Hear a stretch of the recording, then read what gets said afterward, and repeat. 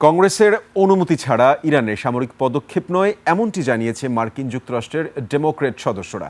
এদিকে আগামী বৃহস্পতিবার জেনেভায় ইরান ও মার্কিন কর্মকর্তাদের মধ্যে তৃতীয় দফায় বৈঠক অনুষ্ঠিত হবে।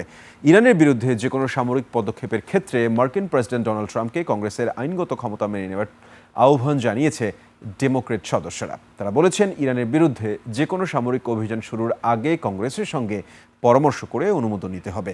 এটা সাংবিধানিক বাধ্যবাধকতা। পাশাপাশি কেন ইরানকে যুক্তরাষ্ট্রের জন্য হুমকি হিসেবে দেখা হচ্ছে এবং কেন সামরিক ব্যবস্থা গ্রহণ করা জরুরি তাও পরিষ্কারভাবে ব্যাখ্যা করতে হবে।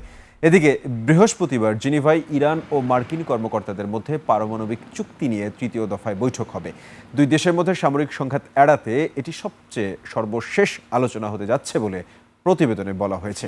আলোচনা কোনোভাবে ব্যর্থ হলে ইরানে মার্কিন বাহিনী হামলা চালাবে এমন হুমকি আগেই দিয়েছেন ট্রাম্প।